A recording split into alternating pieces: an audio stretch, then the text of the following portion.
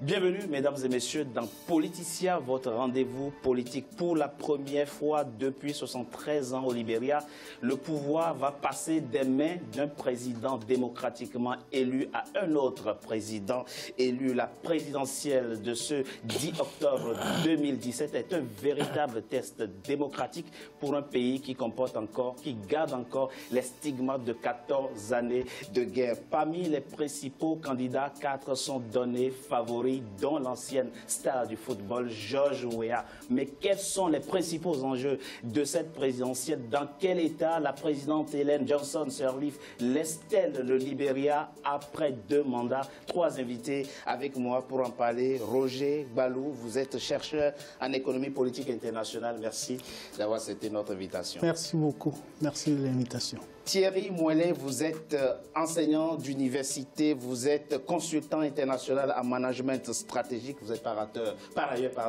écrivain, auteur de plusieurs ouvrages dont La porte secrète des pharaons. Merci, monsieur Mouelet, d'avoir accepté notre invitation. Merci, bonsoir. Jean-Bernard Bikim, un habitué de mon plateau, vous êtes analyste stratégiste, président du think tank Alpha, Alliance alternative africaine pour l'accompagnement. Merci à vous également d'avoir accepté notre invitation. Merci Richard.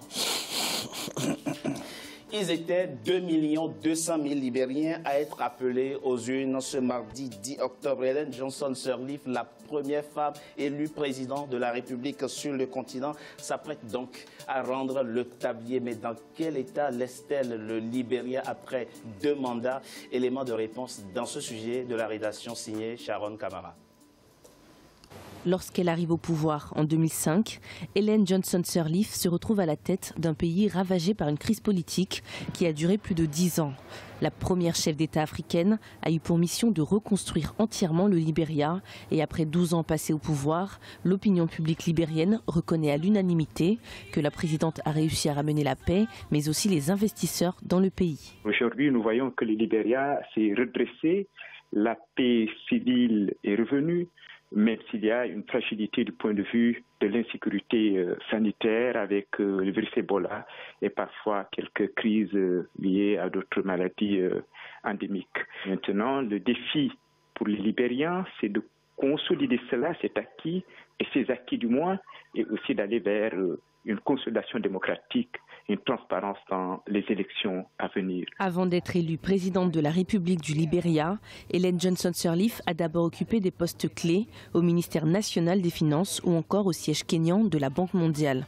Son travail pour la construction des infrastructures et l'accès à l'électricité au Libéria est également loué. J'ai 78 ans. J'ai commencé par lutter pour la libération du Libéria depuis plus d'un demi-siècle.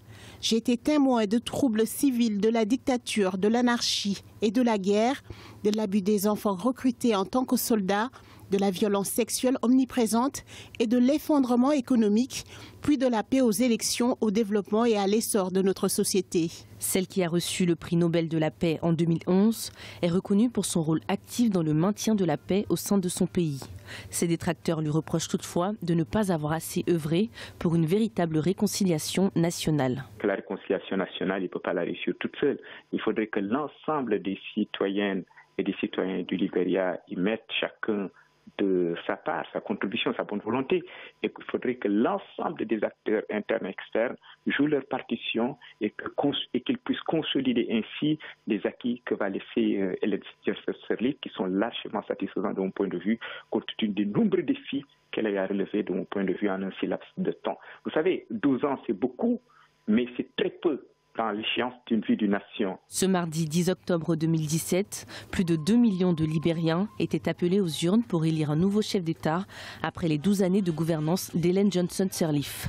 La femme politique qui a été la première femme présidente de la CEDEAO a réussi à instaurer un climat politique stable au Libéria, ce qui lui vaut aujourd'hui le respect de la population libérienne, mais également de la classe politique. La plupart des 22 candidats à la présidentielle affirment vouloir s'inscrire dans la continuité du travail accompli par Ellen Johnson Sirleaf. Jean-Bernard Bikim, lorsqu'en 2005, Ellen Johnson Sirleaf prenait les rênes du Libéria, le pays était en ruine. On peut dire qu'elle a réussi à le remettre sur pied? Non. C'est un échec patent. Pourquoi un échec patent? Nous avons là une experte de la Banque mondiale qui n'ignore pas les causes et l'impact du consensus de Washington, qu'elle a sciemment implémenté et renforcé au Libéria. À savoir quoi? Elle a mené des politiques publiques ultralibérales sans tenir compte de la réalité sociologique du territoire d'une part et d'autre part des aspirations anciennes héritées de la création de cet État. Il faut rappeler aux téléspectateurs une chose, au Libéria nous avons des vieilles tensions entre les Américano-libériens qui sont considérés comme, on va dire les choses telles qu'elles sont, comme les étrangers. Que le pays soit pacifié pendant 12 ans n'est pas un mérite à vos yeux? Pacifié entre guillemets. Ben, on sort de la guerre civile lorsqu'elle prend les rênes du pouvoir. Je rappelle que vous avez au Sénat des chefs de guerre. Oui. Vous avez eu un affrontement entre le camp de Weah le 20 septembre et celui de Prince Johnson. Le pays n'est pas pacifié, c'est une image. C'est une vue d'esprit selon vous. Un Libéria pacifié est une vue d'esprit. C'est une vue d'esprit. Selon vous. Monsieur Mouélé, oui. Vous partagez l'avis de Jean-Bernard Bekim? Disons que je vais un peu nuancer pour faire du politiquement correct, ce qui est de temps en temps nécessaire, mais il faut dire que le contexte socio-économique, même politique, d'ailleurs davantage même historique, ne donnait pas beaucoup de latitude, de marge de manœuvre, n'est-ce pas, à cette dame. Qui a quand même réussi à captiver l'attention, n'est-ce pas, du monde entier sur un pays comme le Libéria, mais sur une autre perspective. Qui était détruit, hein, complètement détruit et qui, quand même, avait de nouveaux outils pour s'en sortir. Le premier outil, c'est d'abord sa jeunesse, la population. La population libérienne est extrêmement jeune. Je pense que plus de 48% ont moins de 25 ans. Absolument. Donc c'est sur ce terreau-là, justement, qu'a essayé, n'est-ce pas, de travailler Sirleaf et Ellen Johnson. Mais seulement, il faut également reconnaître que le Libéria n'a pas non plus beaucoup d'atouts en termes, n'est-ce pas, de ressources naturelles. Il n'y a que l'or, le diamant. Il importe, le Libéria importe quasiment tout ce dont il a besoin en termes d'énergie, ce qui ne lui donne pas beaucoup de perspectives, mais il y a quand même à mettre, justement, je suis d'accord avec vous sur ce point, à son actif. Le problème, c'est qu'il y a à son actif, il faut mettre la paix. Même si elle est tacite, on a quand même, n'est-ce pas, une reconversion des anciens chefs de guerre en démocrates, entre guillemets, mais il joue le jeu.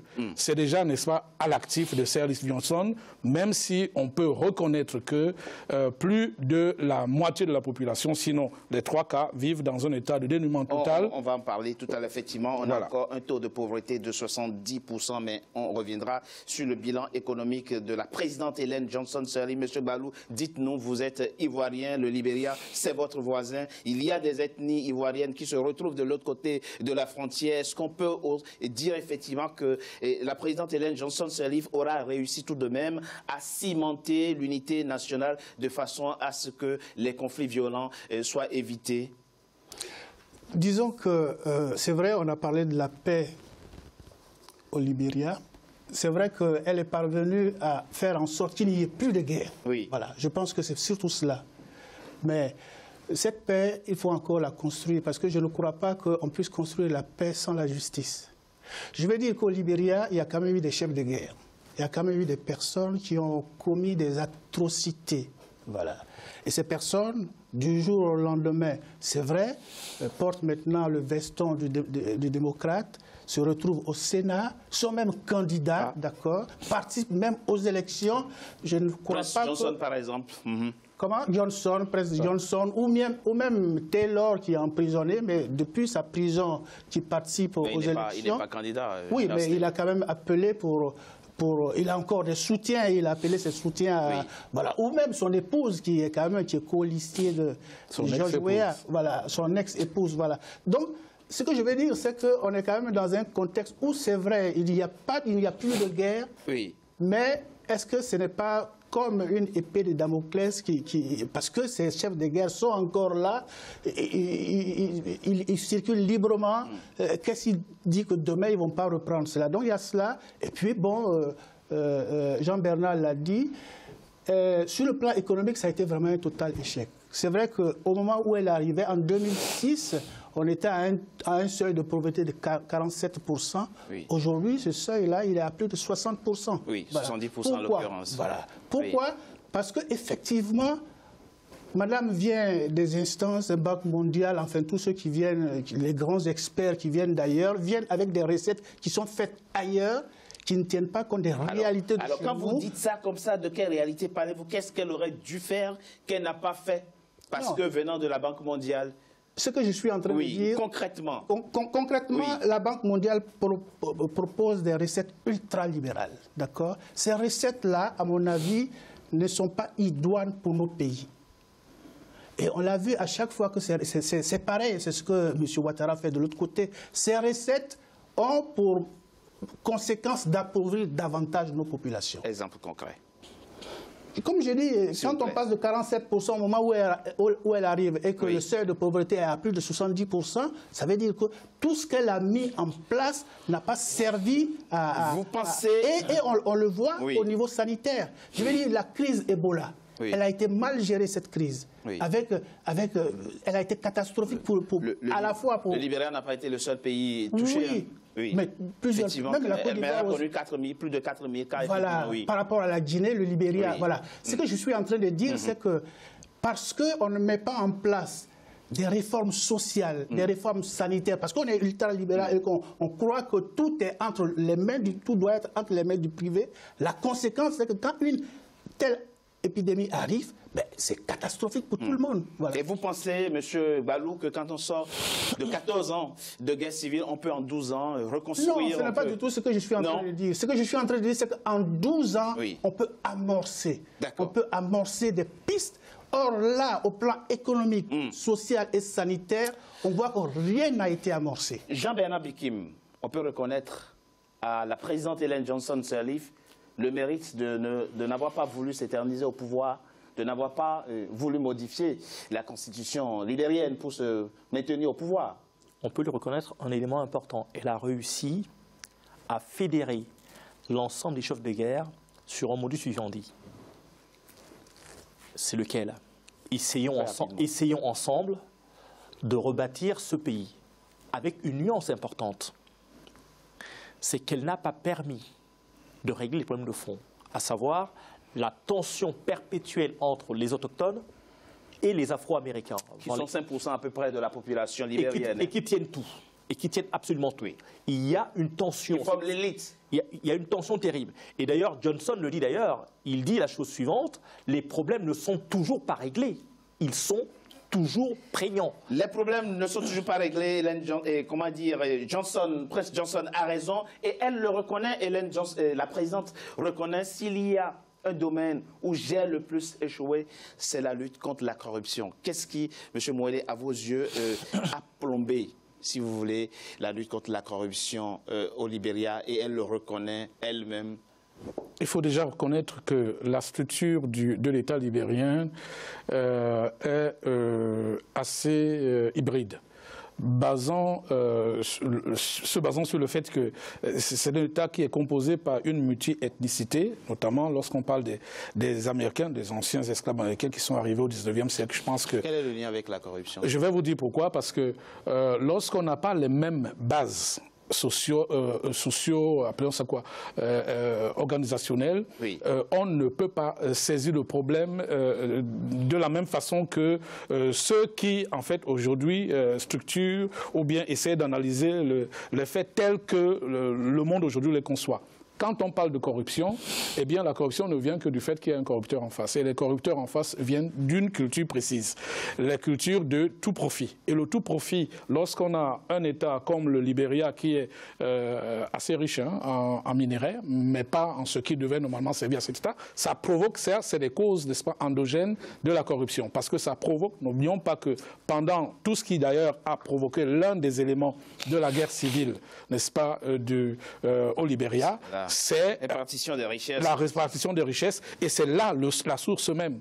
Donc si on veut combattre, regardez bien comment moi je structure cette approche, si on veut combattre la corruption, il y a un lien entre le fait de combattre la corruption et les chefs de guerre qui sont toujours là et presque, entre guillemets, impunis, et qui ont justement fait ce modus vivendi dont parle Jean-Bernard, on ne peut pas s'attaquer à la corruption au Libéria sans composer avec ces anciens chefs de guerre, qui justement contrôlent tout, mais également sont des vecteurs assez importants, n'est-ce pas, au niveau de l'influence à apporter au niveau des politiques, les politiques de l'assainissement de la vie publique, les politiques de la distribution, n'est-ce pas, équitable des richesses.